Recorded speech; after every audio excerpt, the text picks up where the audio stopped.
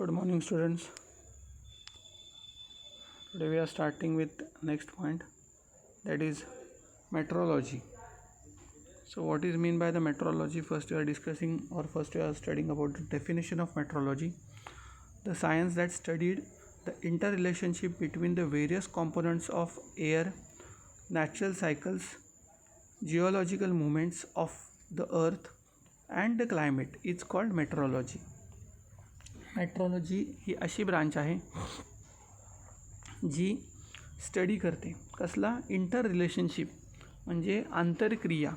कशामध्ये होणाऱ्या आंतरक्रिया तर व्हेरियस कॉम्पोनंट्स ऑफ एअर, हवेशी निगडीत सगळे कॉम्पोनंट्स, नॅचरल सायकल्स म्हणजे नैसर्गिक चक्र, मग ते पर्जन्य चक्र असेल, वॉटर सायकल असेल, नायट्रोजन सायकल असेल, कार्बन सायकल असेल, वेगवेगळ्या प्रकारच्या ज्या सायकल्स आहेत त्या सायकलचा स्टडी तिथे केला जातो.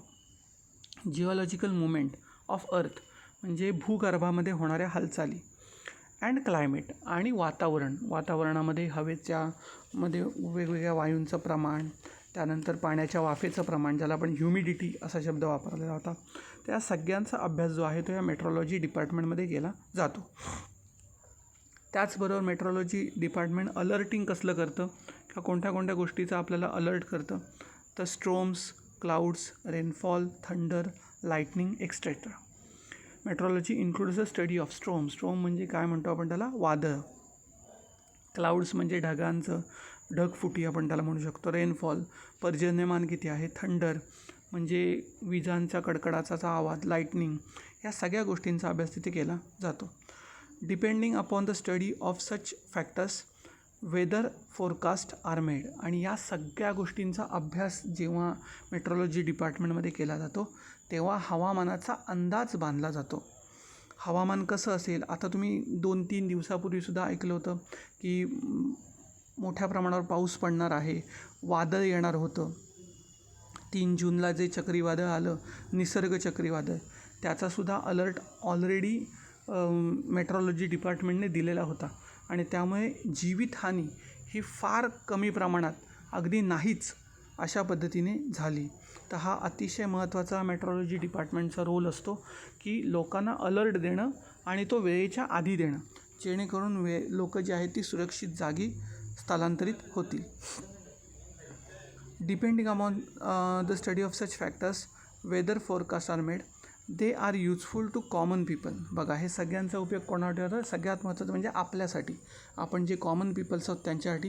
त्याचबरोबर फार्मर्स, पेरणी कधी करायची, पीक कधी काढायचं, या सगळ्या गोष्टी शेतकऱ्यांना ठरवण्यासाठी त्याचा उपयोग होतात.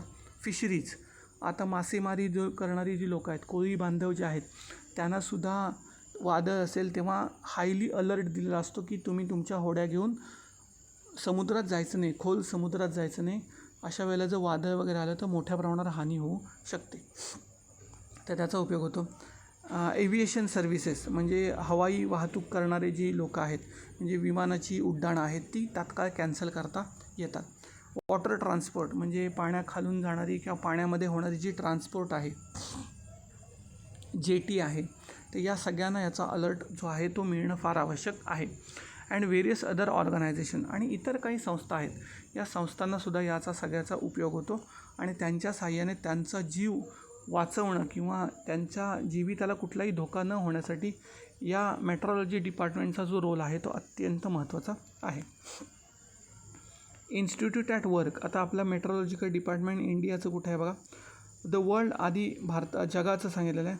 The world meteorological organization was established by united nations organization on 23 March 1950. 23 March 1950ला सगळ्यात पहिल्यांदा मेट्रोलॉजी डिपार्टमेंटची जगामध्ये स्थापना झाली. युनायटेड नेशन्स जे आहेत त्यांनी याची स्थापना केली. This organization plays an important role in the security, water management, transportation and communication. त्या सगळ्या ब्रांचेसचा अभ्यास त्यांनी आपल्या याच्यामध्ये केला. युजिंग ICT तुम्हाला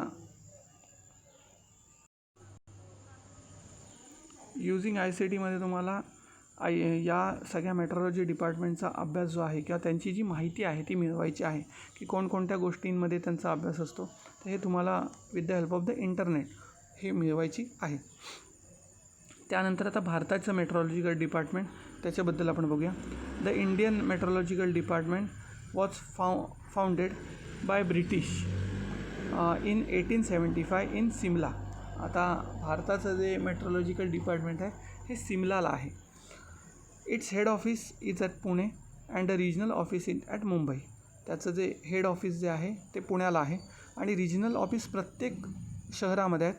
मग मुंबई, कोलकाता, चेन्नई, नागपूर, दिल्ली या सगळ्या ठिकाणी त्याची मेट्रोलॉजिकलची ऑफिसेस, रिजनल ऑफिसेस आहेत. हेड ऑफिस जे आहे इंडियाचं ते सिमलाला आहे, मेन ऑफिस, आणि हेड ऑफिस जे आहे ते पुण्याला आहे. तर अशा पद्धतीने सगळ्यात पहिलं जे 1875ला जे स्थापन झालं ते सिमलाला झालं आणि त्यानंतर हेड ऑफिस जे आहे ते पुण्याला शिफ्ट केलेलं आहे. काय काय काम आहे त्यांचं? Maps are prepared every day which indicates the daily predictions. दिवसाची भाकितं करणं. प्रेडिक्शन्स म्हणजे काय? भाकीत करणं, की आजचं वातावरण कसं असेल. आता आज तुम्ही सकाळी उठल्यानंतर पाहिलं तर सूर्यप्रकाश स्वच्छ नाही आहे, ढगाळ वातावरण आहे. मग या ढगाळ वातावरणाचा पिकांवरती होणारा परिणाम, मासेमारीवरती होणारा परिणाम, ह्या सगळ्याचे प्रेडिक्शन्स देणं हे या मेट्रोलॉजिकल डिपार्टमेंटचं डे टू डे काम आहे. Such maps are prepared for published twice in every 24 hours. 24 तासामध्ये म्हणजे एका दिवसामध्ये 2 वेळा हे मॅप या मेट्रोलॉजिकल डिपार्टमेंटकडनं दिले जातात, एस्टॅब्लिश केले जातात. In India, institute research goes on continuously on various aspects like instruments for climate reading, predictions about climate made with radar, predictions about climate related to seismology, predictions regarding rainfall by satellite, air pollution. या सगळ्या गोष्टी ज्या आहेत सगळ्याची predictions करणं. आजचं हवामान कसं असेल, आजचं वातावरण कसं असेल, आजच्या भूकंपाच्या याची काय परिस्थिती आहे, आजचा रेनफॉल कसा असेल, आजचा एअर पोल्युशनचा रेट किती आहे, या सगळ्या गोष्टी ज्या आहेत त्या तुम्हाला इथे पाहायला मिळतात. The India meteorological department provided important information regarding weather and climate. Weather आणि क्लायमेटबद्दलची each and every factor, condition ही या मेट्रोलॉजिकल डिपार्टमेंटकडनं दिली जाते. आता परत त्याच गोष्टी सांगितल्यात तुम्हाला. याचा सगळ्याचा उपयोग कोणाला होतो? Aviation, shipping, agriculture, irrigation, marine oil exploration and production etcetera, या सगळ्यांना याचा उपयोग फार मोठ्या प्रमाणावरती होतो. त्यानंतर मान्सून मॉडेल जे आहे ते यांच्याकडनं प्रेडिक्ट केलं जातं. दरवर्षी तुम्ही सुरुवातीला जर पाहिलं मे महिन्यामध्ये, एप्रिल महिन्यामध्ये यावर्षीचा पाऊस, जूनपासून ते सप्टेंबरपर्यंतचा पाऊस कसा असेल याचा एक अंदाज जो आहे तो या मेट्रोलॉजिकल डिपार्टमेंटकडनं दिला जातो. The traditional forecasting the monsoon season in India is older than 100 years. 100 वर्षापासूनची परंपरा या इंडियन मान्सूनला आहे. After the famine of 1877, H.F. Blandford, the founder of IMD, Indian Meteorological Department, had made such a prediction for first time, taking the snowfall at Himalayas as a parameter of this prediction. तर सगळ्यात पहिल्यांदा या माणसानी H.F. ब्लॅनफोर्डनी जे founder होते IMDचे, India meteorological डिपार्टमेंटचे, त्यांनी सगळ्यात पहिल्यांदा हिमालयामध्ये होणारा स्नोफॉल जो आहे त्या स्नोफॉलचं पर्सेंटेज किती असेल, किती प्रमाणात तो स्नोफॉल होईल याचं सगळ्यात पहिल्यांदा प्रेडिक्शन केलं होतं. त्यानंतर सर गिल्बर्ट वॉकर यांनीसुद्धा अंडरलाईन केलं relationship between the various world wide climate factors and the Indian monsoon, and based on the observation and previous recording related to the relationship, but he put forth a hypothesis regarding the nature of the monsoon. अख्ख्या जगाचं climate आणि भारतातला monsoon याच्यामध्ये कसा संबंध आहे, याच्यामध्ये काय नक्की प्रेडिक्शन्स आहेत, या सगळ्या गोष्टीचा अभ्यास या गिल्बर्ट वॉकर या शास्त्रज्ञांनी केला आणि त्यांनी त्याच्याबद्दलचे जे प्रेडिक्शन्स आहेत ते मांडलेले होते. With the intensive of doctor Vasantrao Gowariker, in the decade of the 1990s, a monsoon model based on the 16 worldwide climate parameters was developed. तर वसंतराव गोवारीकर ह्या भारतीय शास्त्रज्ञाच्या अभ्यासाच्या मदतीने 1990 एक मान्सून मॉडेल भारतातला पाऊस कसा असेल याचं एक मॉडेल जे आहे ते बनवण्यात आलं आणि ते 16 जगातल्या क्लायमॅटिक पॅरामीटर्सचा अभ्यास करून बनवण्यात आलं. This model was used in 1990 to 2002. 1990पासून 2002पर्यंत या मॉडेलचा अभ्यास केला गेला किंवा त्या मॉडेलचा वापर केला गेला. त्यानंतर मॅथमॅटिकल मॉडेल डायनॅमिक्स कसे आहेत फोरकास्टच्या संदर्भातले त्याच्याबद्दलची माहिती तुम्हाला दिली. हिस्टॉलॉजिकल मॉडेल जे आहे ते दिलेलं आहे तुम्हाला.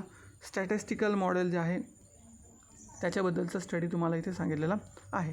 हे तुम्ही वाचायचं आहे आणि याच्याबद्दल जर काही डाऊट असेल तर तुम्ही मला विचारायचं आहे. Presently new model are developed by IITM. Work is in progress at 2 levels, namely designing new models and developing new technology. New model आणि न्यू टेक्नॉलॉजी या दोन स्टेजेसमध्ये हे मॉडेल नवीन डेव्हलप करण्याची प्रक्रिया चालू आहे. The main focus is on development of the radar system and satellite technology. आता ही जी new system आहे ती कशावरती डेव्हलप केली जाते तर रडार सिस्टीम आणि सॅटेलाईटचा वापर करून ही नवीन मॉडेल बनवण्यात आलेली आहेत. आता ऑलवेज रिमेंबरमध्ये तुम्हाला त्यांनी काय सांगितलं आहे बघा.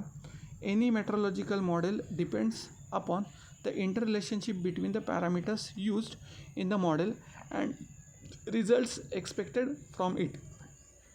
However, as these interrelationship were references to the ocean and atmosphere are never constant, meteorological models needs to be changed continuously.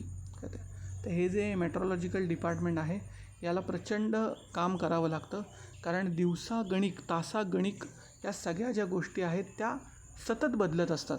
त्यामुळे एकाच मॉडेलला आपण धरून राहू शकत नाही. प्रत्येक वेळेला ओशियन करंट आहे किंवा ॲटमॉस्फिअर आहे याच्यामध्ये जो सतत बदल होत असतो त्यानुसार मॉडेल जे आहे ते सतत बदलतं ठेवावं लागतं. तर या डिपार्टमेंटचं जे काम आहे ते फार महत्त्वाचं आहे. तर इथे मेट्रोलॉजिकल डिपार्टमेंट आणि त्या संदर्भातले सगळे जे पॉईंट आहेत ते इथे पूर्ण झालेले आहेत. त्यानंतरचा पुढचा जो पॉईंट आहे तो आहे solid waste management. Next point जो आहे आपण तो घेणार आहोत सॉलिड वेस्ट मॅनेज. आता हे आपल्या रोजच्या जीवनातला भाग आहे. आपल्या घरामध्ये जो तयार होणारा कचरा आहे घन कचरा ज्याला आपण म्हणतो सॉलिड वेस्ट, तर त्याचं नीड ऑफ द आवर ही काळाची गरज आहे. सॉलिड वेस्ट मॅनेजमेंट जर प्रॉपर पद्धतीने केलं नाही तर फार मोठ्या समस्या फार मोठ्या संकटाला आपल्याला भविष्यात सामोरं जावं लागू शकतं. यामध्ये तुम्हाला एक क्वेश्चन त्यांनी विचारलं आहे कॅन यू टेलमध्ये what is mean by pollution. प्रदूषण म्हणजे काय सगळ्यांना आपल्याला माहिती आहे की एखादी गोष्ट एखादा घटक जर वातावरणामध्ये हवेमध्ये जमिनीमध्ये पाण्यामध्ये प्रमाणापेक्षा जास्त प्रमाणात वाढला तर त्या कंडिशनला पोल्युशन असं म्हटलं जातं.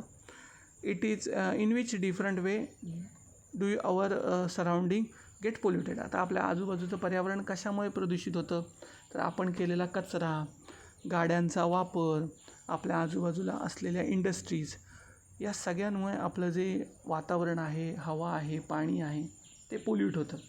जनावरांना आंघोळ घालणं, भांडी धुणं, कपडे धुणं नदीमध्ये याच्यामुळे वॉटर पोल्युशन होतं. त्या सगळ्यामुळे पोल्युशन वेगवेगळ्या प्रकारचं होतं. ट्राय धिस त्यांनी एक तुम्हाला दिलेलं आहे. Observe the garbage collected in the dustbin of your classroom. आपल्या वर्गामध्ये आता वर्गामध्ये करू शकत नाही पण तुम्ही घरामध्ये जी कचराकुंडी आहे त्याचं ऑब्झर्वेशन करायचं आहे आणि त्याचं सॉर्टिंग करायचं आहे. And make a list of various material in it. आणि त्याची एक लिस्ट बनवायची आहे. Discuss with your teacher and how these materials can be properly dispose of. आता आपल्या घरामध्ये जो कचरा आहे त्या कचऱ्याचं आपण 2 प्रकारे वर्गीकरण करतो. एक ओला कचरा आणि एक सुका कचरा. आता सॉलिड वेस्ट मॅनेजमेंट हे एस्पेशली आपल्याला सुक्या कचऱ्याबद्दल बघायचं आहे. ओला कचरा हा सगळा डिस्पोजेबल आहे. त्याच्यामध्ये तुम्हाला डिस्पोजचा वेगळा काही प्रकार करायची गरज नाही. तो इझिली डिस्पोजेबल असाच कचरा आहे. तो तुम्ही एक खड्डा करून घराच्या भोवती घराच्या बाहेरच्या अंगणामध्ये त्याच्यामध्ये टाकलात तरी त्याचा काही त्रास तुम्हाला होत नाही. पण जो सुका कचरा आहे ज्यामध्ये एस्पेशली काच आहे, आपले फाटलेले चप्पल आहेत किंवा कागद आहे, प्लास्टिक आहे, प्लास्टिकच्या बॉटल्स आहेत, तर यांचं डिस्पोज होणं हे अतिशय महत्त्वाचं आहे. हाच सगळ्यात भयानक किंवा हा सगळ्यात महत्त्वाचा कचरा आहे. Can we do the same with the garbage generated in our house? तेच सांगितलं तुम्हाला की आता शाळेतला पण करू शकत नाही, पण हीच गोष्ट तुम्ही घरातल्या कचऱ्याबद्दल मात्र नक्की करायची आणि त्याची लिस्ट बनवून तुम्ही ती मला फोटो काढून पाठवलीत तरी चालणार आहे. आपण त्याच्यावरती डिस्कशन करू शकतो. ऑब्झर्व अँड डिस्कस असा एक त्यांनी पण दिला आहे. 2 तुम्हाला इथे चित्र दिलेत, ए आणि बी. कुठल्या चित्रात तुम्हाला थांबायला आवडेल? एक बस स्टॉप आहे, हा इथे बस स्टॉप दिसतो आहे आणि त्या बस स्टॉपच्या भोवतीचा परिसर जो आहे तो कशा पद्धतीने आहे? The main difference between the what is a two pictures alongside. What should we do permanently maintain the condition seen in the B? जर आपल्याला बीमधली कंडिशन आवडत असेल तर बीमधली कंडिशन येण्यासाठी परमनंटली आपण काय करू शकतो? तर तेव्हा याच्यावरती तुम्ही तुमचे सजेशन्स द्यायचे आहेत. Many waste material are generated through the various daily human activities. This is called solid waste. आता सॉलिड वेस्टची डेफिनेशन सगळ्यात पहिल्यांदा तुम्हाला दिलेली आहे. घनकचऱ्याची व्याख्या काय आहे?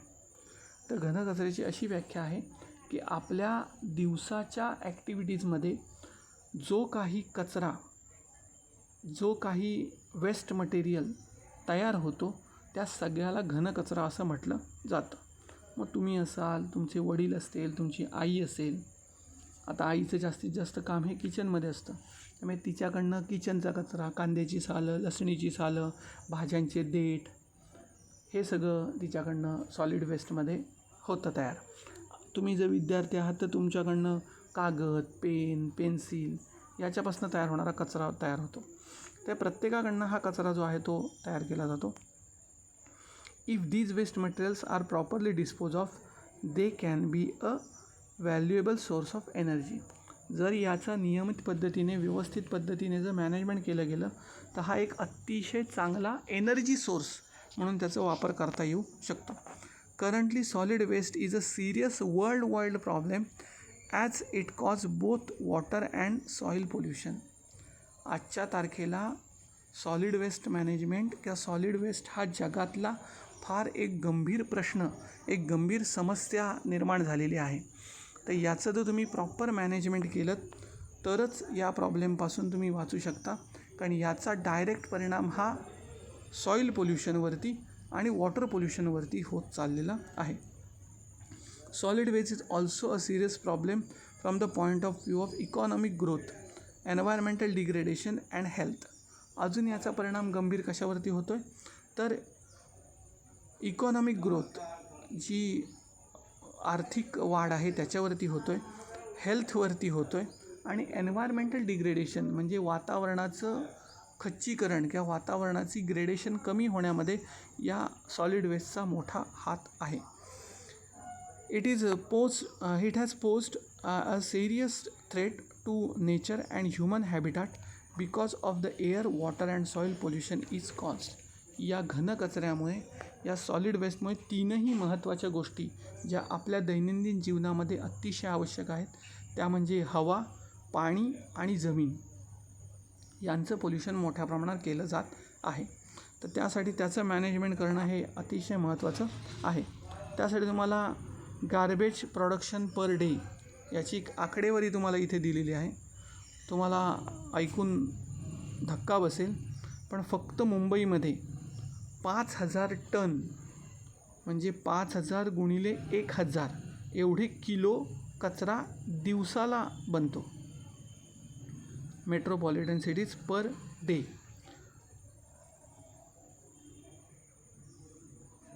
त्यानंतर 1700 टन पुण्यामध्ये आणि नागपूरमध्ये हा 900 टन आहे. On 26 July 2005 a serious flood calamity had arisen in Mumbai. तुम्हाला सगळ्यांना माहिती आहे 26 जुलैला फार मोठा पूर हा मुंबईमध्ये आला होता आणि या मुंबईमध्ये मोठा पूर येण्याचं सगळ्यात महत्त्वाचं कारण हे सॉलिड वेस्टच होतं.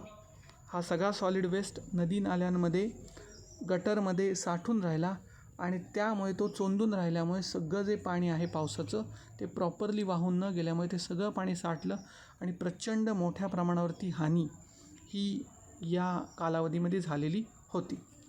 ऑब्झर्वमध्ये तुम्हाला एक त्यांनी गोष्ट दिलेली आहे सांगायला, make a survey of the building or area where you live. आता आपल्याला हे करायचं आहे, आपण ज्या एरियामध्ये राहतो, ज्या बिल्डिंगमध्ये राहतो तिथे तुम्हाला हा सर्वे करायचा आहे.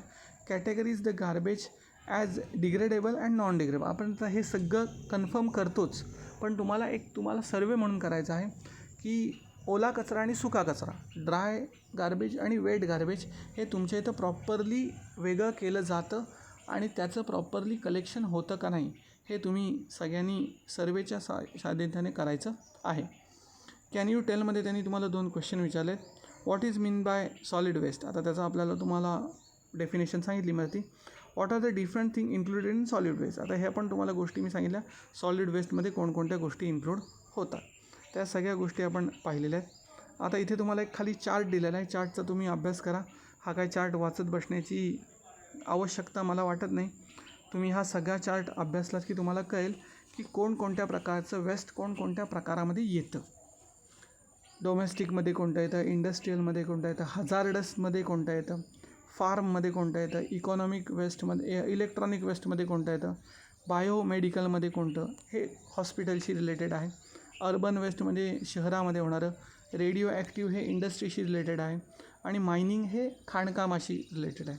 तर अतिशय सोप्या पद्धतीने तुम्हाला हे वेस्ट मॅनेजमेंट आहे ते दिलेलं आहे.